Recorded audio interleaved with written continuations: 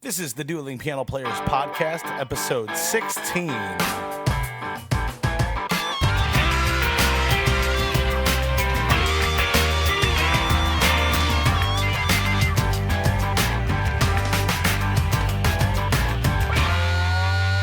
Welcome to the Dueling Piano Players Podcast, where we help you get the edge in the dueling piano world. This is Johnny K. I'm Joel Randolph. How's it going, buddy? So far, so good. Great day in Raleigh, North Carolina. Yeah. I've only got a couple more weeks, so I got to head down to the Gulf Coast and visit our clubs down there, spend my buns in the sun.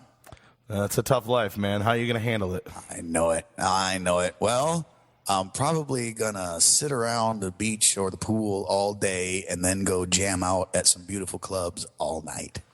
That sounds like fun. I'll find a way to put up with it. Hey, your boy Brady was down here. Got to Oh, that's right. got to hang out with Brady, man. That was fun. I haven't seen that cat in 6 years. How about that? Yeah. Well, you just run into people all over the place in the weirdest. You can probably identify being in airports, certain changeover places and hubs. You can run into crazy duelers that you haven't seen in 10 years or so if you've been at it that long. Ran into Frank Turner in, where was I? Oh, Memphis. Oh, really? Maybe. Yeah. Or maybe Boston. I don't know where I was. I was sitting at an airport, tired and hungover. Memphis, Boston, same thing. Well, they all look alike on the inside, don't they? Right. Not to be prejudiced against airports. Starbucks is Starbucks. Well, hey, guess what? What? Our podcast is number 1 on iTunes. Woo! Yay, our podcast. Yay! And How did we ever pull that off? Well, if you type in dueling pianos in iTunes, we're the only thing that pops up. So there you go. All the other years that I've done that, nothing has ever happened. Yeah. Every time I get on iTunes, I pop in dueling pianos just to see if they've heard of me yet. It's about time. Well, actually, when I used to type in dueling pianos, I'd get a video clip of Who Framed Roger Rabbit with Daffy and Donald Duck. Hey, that's still one of the great's bits ever. Well, yeah, it's pretty good. And not only because they're cartoons, but because they can really play. Oh, yeah. It's an entertaining bit. Hey, that kind of leads us into something here. What do you think about playing songs versus bits, Joel?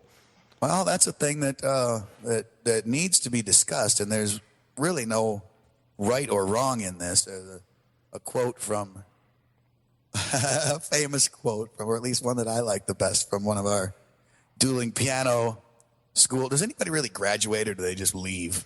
One of the people that left our dueling piano school nest, I guess if we want to tie it into our own teachings, said to me, if you ask anybody what they think the most important thing in dueling pianos is, and they will say whatever they are the best at. And that's absolutely true. You don't have to drink when I say it. There are lots of ways to do this job. And what we want to teach you here at Dueling Piano School is to well-round you. That was one of the most valuable pieces of advice from the first entertainment director I ever worked for. He said, boy, you can really do this like nobody else. But you also need to learn to play to this kind of audience and this kind of audience and this kind of room and that kind of feel. And wow, 12 years later, boy, was that guy right. And so today, that's what I want to talk about with our listeners. Playing songs versus doing bits. A song-driven show versus a bits-driven show. And we're not going to say, Johnny, I think that one is right or one is wrong. What we want to say is know what they are and how to use them. And what purpose does it have for knowing this information? So I think first thing we should talk about is define what we mean by a song-driven show and a bit-driven show. What would you say is a song-driven show, Johnny? Well, a song-driven show, which is something I've been doing for a long time because I don't carry a lot of bits around, is playing really good songs, playing good versions of good songs that the crowd's going to like. And, it's all about the quality of the performance of the song and the song selection. Right on. That's I can tell you from a perspective of, I have to go sit in the audience and watch shows sometimes, do evaluations and gather intel or whatever you want to call it. But I can certainly appreciate people that are right on top of them. You're right on the forefront there, Johnny, of just being current with what songs are popular at the moment. I don't think I've owned a radio in probably 6 years, so I have to rely on people like you to. If I hear you play that song 4 times, and maybe that's one that I should listen to and get under my belt. But choosing the right song to play has a lot to do with this show. We've talked about that a lot in our podcast, Johnny, and in some of our classroom discussions. And so picking that right song is really important. But also we want to talk about playing that song well. And that doesn't necessarily mean that you are an awesome piano player or singer, but it does mean that whatever you're doing, you should perform well. You should sing in tune and you should play in time. You should, can't stress that if you're doing a song-driven show, boy, you better have some musicianship about you. Oh, yeah. Yeah, for sure. You got to be able to pull the song off. You got to be able to play it well, sing it well. It's got to be believable from the audience that you are, an entertainer, that you know what you're doing. And so playing the song well, singing it well, that's very important. But also the song selection, choosing which song to play for your audience and when to play it, that's extremely important. And we've talked before about demographics. We've talked about how if you got a crowd full of people that are 45 and up, you're probably not going to come out with the latest Lady Gaga song. They probably don't want to hear that. On the contrary, if it's a bunch of college kids, they might like that. So understanding your audience and knowing which songs to play and when to play them, that's crucial, especially when you're doing a song-driven show. So quality of performance and song selection. Now, what about... Right, and that same thing could be said for the bits-driven show. You still have to have a quality delivery of what song you're choosing, and you still have to choose the right song. But the quality of your performance in a bit-driven show is different than the quality of your performance in a song-driven show, because in bits you may as well be a drama club now. You are performing a piece of performance art, if you will, and it involves a lot more interaction, whether you're doing a call down, so you're interacting with a single person and allowing the audience to join in, or whether you're doing the chicken dance and how to get people up on stage and deliver that bit so that it's funny, interactive, and then not dragged out for too long.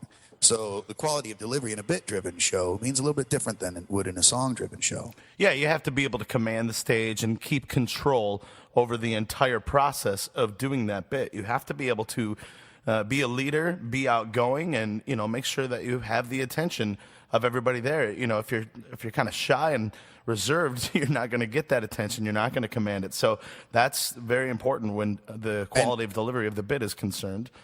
Yeah, and how that figures in is that when you're learning a song, you learn the notes and practice fingerings if you need to and memorize certain passages and stuff. And, of course, you need to do that when you're playing any song. But that stuff is not your focus in a bit-driven element. Your focus is on making sure you enunciate very clearly so they can understand the jokes that you're making or the words that you've changed in a song. Or if you're trying to get people to do the hokey pokey, they need to be able to understand your commands. You need to be playing the song at a tempo that they can follow along with your commands. And that might speed up or slow down depending on the bit that you're doing. But that's just another way that your delivery is different when you're doing a bit than it is when you're just playing a song. Yep. And it's also, we were going to talk about the bit selection, song selection, which, how do you choose the right bit to do and at which time? And, what do you think about that? I think it depends on the time of the night or the situation you got going on stage. Right. Well, we're going to talk a little bit here in how to place that and some different things that you need to know as a performer. But selecting the proper bit to do at whatever given time is thinking more, instead of a song-driven show, a bit-driven show. You need to focus on when to play a particular bit as much as what bit to play. And I don't mean necessarily when as in what time of night, which you brought up, Johnny, and we will talk about, but I mean how often do you do it? And that's going to come up again in our discussions further on. But the Song selection in a bit-driven show is different than song selection in a song-driven show, but it still involves the timing. It still involves the application of what that is. Yep. And that brings us to, Johnny, I think you need to know the difference. Oh, yeah. Or why you would want to know the difference of a song. As we started out in our overview when we introduced our topic today, I don't want to tell anybody that one way is right and one way is wrong. There are different times to do different things. And the reason you want to know these things, the reason you want to be well-rounded and be able to pull off whichever type of show is that you can immediately affect your own income and your own ability to have a job at a place because if the place isn't open, you can't work there. You can drive people out that night, or you can drive them out over long term to where they won't be repeat business and you won't have that same job in 3 years because the place will close. That's the kind of thing that can happen to you if you don't understand the difference between doing bits and playing songs. As that famous quote pointed out, somebody will tell you the most important thing is playing songs and doing them well. And you'll go watch that guy and boy, he knows a lot of songs and he plays them real well, but he had the personality of an old sneaker. Or you'll go to some place and they'll say, oh, nope, every song, we want funny, we want jokes, we want bits. People love that. Get them up on stage. It's true. But that guy's also a terrible singer and couldn't play piano if you held a gun to his head. And I did. Yeah. No. Shots. That's different than a gun. And what was coming out of it was a shot, no matter what. But the thing that can happen to you is that if you only know how to do one type of show, you are killing your own paycheck. And you're killing everybody's paycheck at that club. Hopefully you're not just in a club for one weekend and you don't care and you're just going to rape them as bad as you can. That's a very common mistake, but it happens. But you need to know that you can drive your audience out by if all you know how to do is bits because you're a terrible singer and a terrible player because you didn't put any time in to listening to modules 1 and 2, then you are in trouble if the audience wants to hear you sing and play. Right. On the flip side of it, if you just go in there saying, well, I just sing and play real well, that's all I need, and you have an audience that can't tell the difference between the people that do well and the people that don't, and they're out there, you will work for them, then you better have some bits to throw in the show. Yeah.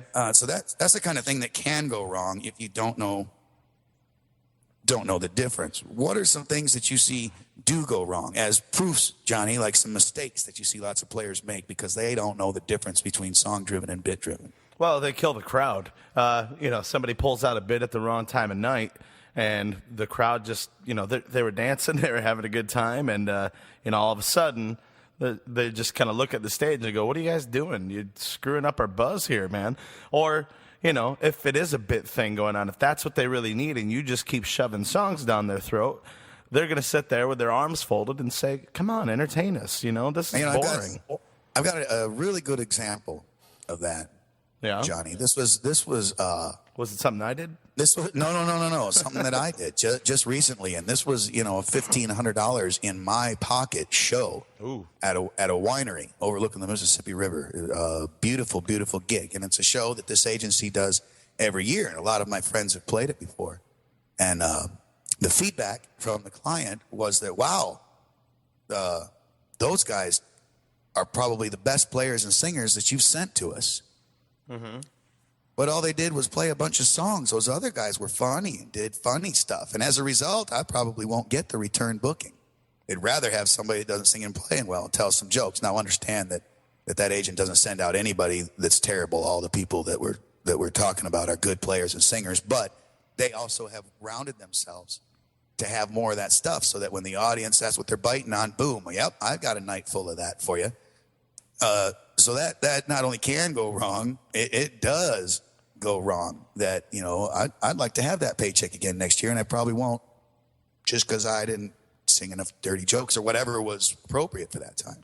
Yeah, I've been in that situation before, too, where I've walked into a room and I didn't know what to expect. And I said, well, I'm just going to do what I'm really good at. And it turned out what I was really good at was not what they wanted. The audience kind of demanded a little bit more bits. They wanted more interaction, more funny things to do. And I said, well, all I do is play music and sing, and I have a few funny things that I can do, but that's not really going to work. And then, on the flip side, I've also played with other guys that we were in a club that was dominated by music, and these guys came in and tried to do bits, and it's not what the room called for. So that happens more often than you think, and it's really important to know the difference. And I think that you will know the difference when you begin to learn your room. Right, especially as you play more rooms or as you listen more to your entertainment director. That happens. When you learn your room, what we mean by that is you have to look at it from the stage point of view and from the audience point of view, and you are the one in control. As we talked about increasing your value and having stage presence in some of our past modules, you are the professional. You are the one that's supposed to know, and this is what you're supposed to know. From the stage, what kind of room are you in? Mm-hmm. Now, this is more of a limiting, sometimes can be, process, because if you're a traveler or even if you're staying somewhere, the club or the entertainment director or both, they want a particular show from you. And whether that's right or wrong, that's where your paycheck is coming from. So you are hired to do that show. Right. Of course, you bring your own element to it, but if it's a song-driven place, and I know of places that you are not allowed to change the words to the songs, you are not allowed to call people on stage, you are not allowed to do a lot of the stuff that some places would say that is dueling pianos. And on the other side of it, I've seen places where all you can do is call people on stage and change the words and make fun of it, and there's no musicality to it at all.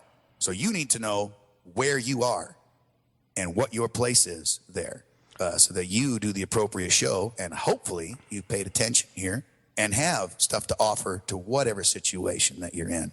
And that's your point of view from the stage. Right. Now, from the audience perspective, though, you need to understand that if the place has been open for a while and the crowd has been coming back, and you get a lot of regulars in one place, they've been trained a certain way to react to the kind of show that they're seeing. So if you got the same guys on stage all the time in a club and the audience keeps coming back week after week after week, they know what to expect. And if you get up there and do something other than what they're expecting, you're not going to go over very well, and the other guys are just going to look better, even though you may do many things better than some of those other guys. And like I said, it's not a matter of who's better than anybody else. It's a matter of you understanding the difference of what you're supposed to be doing. And from the audience's perspective, they'll just like somebody else more if you're not giving them what they want or what they're used to getting. So it's important to understand your room and understand what the audience is expecting from you. I guess that's probably the best way to put it, right? What the audience expects from you. Yeah, and you know that. What they expect from you. Yeah, I guess that's the right way to put it, because they're going to need some energy from you, and you better be the one to know what it is. You can tell, too. Recognize it, right? You go into a specific room, and either you have their attention or you don't. And some places, you are background music, and they're just writing a bunch of funny sayings on a chalkboard or on a mirror or something, and that's what they want. Or other places, you are the complete and total focus. There's not a television in the bar, and they came to be entertained by you. You'll know that difference. You'll be able to learn that really quickly. And if they're not doing what you expect of them, you need to be doing what they expect of you. And that's the way to win them over. A little nugget that I think I'm going to put in this Zen Corner article that I'm working on is to remember just to do your job. And you're supposed to know what that job is and put what you have learned, maybe from us, maybe from your local entertainment directors or from watching other shows, you put that into effect to learn or to do the job the best that you can.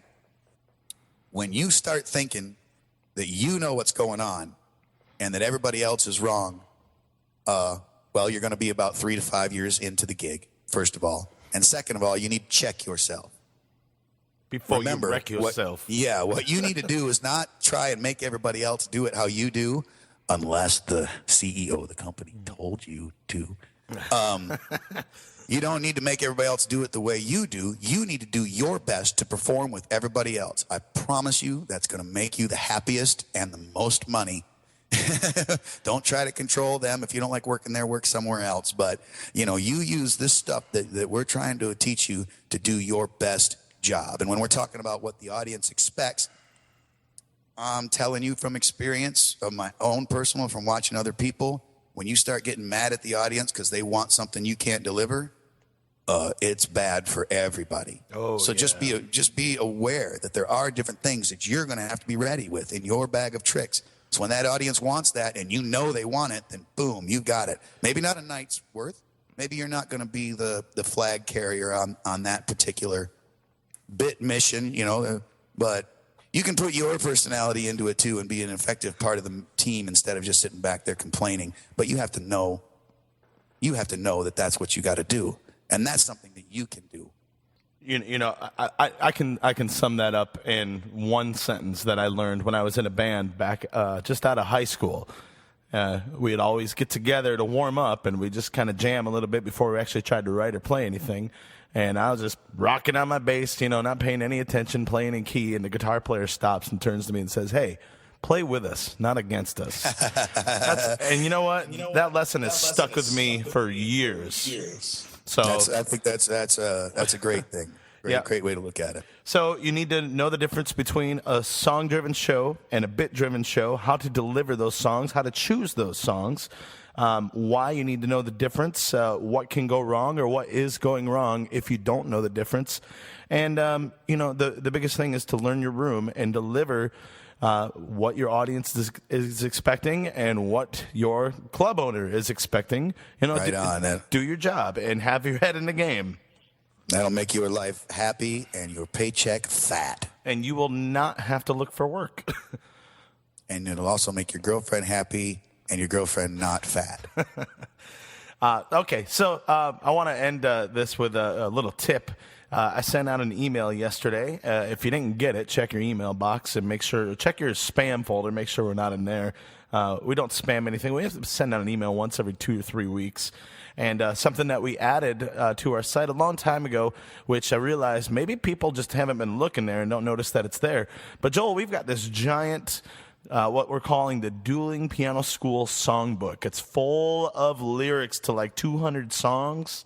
It's huge. It's ginormous. It's the biggest thing. Well, it's a PDF download on our website. You can print that thing off, or if you got an iPhone, or an iPad, you can put that thing right on there in your iBooks. It's right there for you. Or if you just want to quick access something, it's nice to be able to do that. It's a giant songbook with like 200 songs, lyrics, and they're kind of categorized a little bit too. Thing to mention, Johnny, lots of people have songs on their songbooks that they've digitized, and many of them or not. I know people with. I bring this up because you said we've got 200 songs in there about.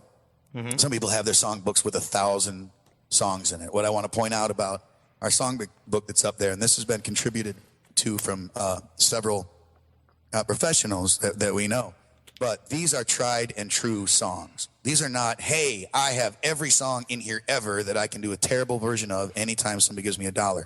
That's not what it is. This is hey, I'm just getting into this gig, or I need ideas for songs to add to my show. These are ideas of songs that already work. Yep. If you already got 200 songs that work in your show, then maybe this list is not for you. You can start picking out some crazy stuff and start building your 1,000-song show. But for somebody trying to get their feet under them, this is the list. Yeah, chances are you know half these songs already, or you're already playing them and doing a good job of them. But it's a good idea to, just take a look at it and see what you might be missing. Like you just said, Joel, it's loaded with a bunch of great ideas of songs that you probably just have not thought of. So go over to duelingpianoschool.com, click on Musician's Toolbox, and look for that giant songbook. There's a big link to it. It says it's a PDF download. That's yours for free. Why not? We're giving stuff away. Sharing the love, my brothers. Sharing the love. So that's it for today. Hey, you guys, if you're not signed up with us, go to duelingpianoschool.com. Check it out. And you, too, can get the edge in the dueling piano world. And we've made some improvements over the last couple of months, and we're just keeping it rocking. We got people signing up every day, Joel. I get a new email every day of a new subscriber. Get this, Johnny. There was an event going on at the convention center across the street from the club. I was just outside on break, and one of the wait staff was outside on their break, and we started talking about it. She said, "Oh, how do I get into doing that?" I was thinking about learn how to do that. I said, well, are you smoking a cigarette standing next to the right guy right now? And told her about the website. She's played in bands for a long time. She did come in and sing a song with us later, and wow, she was awesome. And this is the kind of person that I'm excited to see get on the website, that has a history of playing with bands and already knows music, but is interested in making a career out of it and getting paid for it. And that's what this website is. And when I mentioned to her that she's more than welcome to come take lessons from me for $50 for half an hour, as much as she wants, or she can get on the website for $20. It was a pretty obvious decision for her to make. So hopefully we'll see her on here this week. I guess when the tips or paycheck comes in from that event that she was on, maybe she can get on. Very cool. Well, I'll let you know if she pops up there. Right. So, hey, guys, thanks a lot for joining us. We'll see you next week on the Dueling Piano Players Podcast. Go to duelingpianoschool.com. Peace out, y'all. I'm Johnny K. I'm Joel Randolph. See you next time.